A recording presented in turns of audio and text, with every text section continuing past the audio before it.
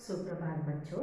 पहले अंश में हमने देखा कि किस तरह से लेखक तक्षशिला के खंडहर देखने चले गए थे और वहां पर वे खाना और पानी ढूंढते हुए एक दुकान की ओर मुड़ गए। जब वे मीठी मुस्कुराहट लिए दुकान के अंदर घुसे तो वहां पर उन्होंने देखा कि एक अधेड़ उम्र का पठान, अधेड़ अर्थात ढलती उम्र का एक पठान अंगीठी के पास चपातियाँ नजरें झुकाए चपातियाँ बना रहा था। मैंने जो ही दुकान में प्रवेश किया था वह अपने हथेली पर आटे को बेलना छोड़कर मेरी ओर घूर घूर कर देखने लगा। सबसे पहले जैसे ही लेखक ने प्रवेश किया तो वहाँ पर जो अधेड़ उम्र का पठान रोटियां सेक रहा था उसने सबसे पहले तो अपना बेलन छोड़ा और लेखक की ओर घूर घूर कर देखने लगा। मैं उसकी तरफ देखकर मुस्कुरा दिया और फिर उसके चेहरे के हाव भाव में कोई परिवर्तन नहीं हुआ, क्योंकि वहाँ पर हिंदू और मुस्लिम कट्टर विरोधी है। वहाँ पर आपस में हमारे यहाँ जिस तरह से हिंदू मुस्लिम भाईचारा दिखाई देता है वैसा पाकिस्तान में कतई दिखाई नहीं देता। वहाँ पर वे एक दूसरे के दुश्मन होते हैं। तो लेखक ने अपनी मुस्कुराहट चेहरे से उनकी तरफ देखा, मगर पठान के चेहरे पर कोई हाव भाव नहीं थे। वह बेपरवाही के साथ तीखी नजर से मुझे निहारे जा रहा था, तीखी नजरों से उन्हें देखे जा रहा था। लेखक ने फिर भी बुरा नहीं माना और उन्होंने पूछा, खाने को कुछ मिलेगा? मैंने धीमी आवाज में पूछा, क्योंकि वहाँ पर हम परदेश में थे, वे परदेश में थे और अनजान देश में चाहे अगले वाला हमसे कैसा भी बर्ताव करे मगर हमें हमारा धैर्य नहीं छोड़ना चाहिए। और इसीलिए उस पठान ने कोई भी वहाँ पर हाव भाव उसके चेहरे पर दिखाई नहीं दिए। फिर भी लेखक ने बुरा नहीं माना, गुस्सा नहीं माना और वे धीमी आवाज में पूछने लगे, खाने को कुछ मिलेगा? उसने कहा, चपाती और सालन या वहाँ बैठ जाइए। उसने एक बेंच की तरफ इशारा करके उन्हें कहा।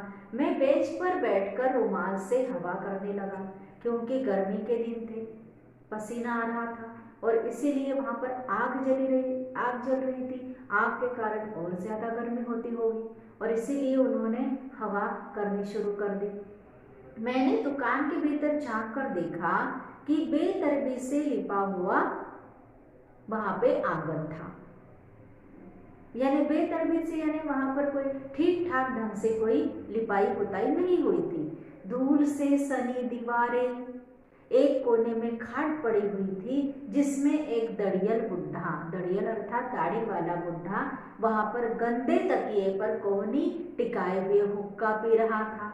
हुक्का आपने देखा होगा, तो वहाँ पर वो हुक्का पी रहा था। हुक्के की गुड़गुड़ाहट में अपने आप को ही नहीं बल्कि सारे जहान को भी उसने भुला रखा था।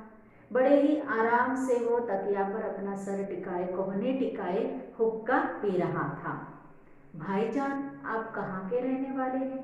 चपाती को अंगारे पर रखकर उस अधेड़ उम्र के पठान ने पूछा।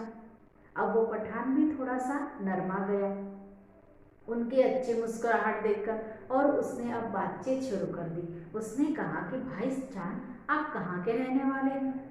मालाबार के, मैंने जवाब दिया। उसने यह नाम सुना नहीं था। आटे का हाथ में जो आटे की लेई होती है उसको गोलाकार बनाते हुए उसने पूछा, यह हिंदुस्तान में ही है ना? हाँ, भारत के दक्षिणी छोर मद्रास के आगे। अब लेखक और उनकी उस पठान की धीरे धीरे बातचीत शुरू हो गई। क्या आप हिंदू हैं? उसने फिर पूछा। हाँ, एक हिंदू घर में जन्म लिया है। उसने एक फीकी मुस्कुराहट के साथ फिर पूछा, आप मुसलमानी होटल में खाना खाएंगे? उसको बड़ा आश्चर्य हो रहा था कि एक हिंदू एक मुसलमानी होटल में खाना कैसे खा सकता है।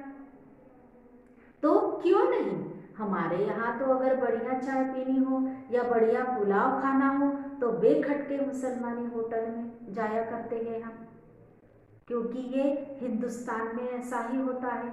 यहाँ पर जात पात का कोई ठिकाना नहीं है, जात पात नहीं मानी जाती है और हम सब विविध जाति के, विविध धर्म संप्रदाय के लोग यहाँ पर एक साथ रहते हैं और ये हमारी विशेषता है। और इसीलिए उसने कहा, लेखक ने कहा कि क्यों नहीं, खाने के मामले में क्या मुसलमान और क्या हिंदू, हमें अगर बढ़िया चाय पीनी हो या बढ़िया पुलाव खाना हो तो हम बेरोक टोक किसी भी मुसलमानी होटल में जाया करते हैं। यह सब सुनकर हामिद खां को बड़ा ही आश्चर्य हो रहा था, क्योंकि ऐसा पाकिस्तान में कभी नहीं होता था।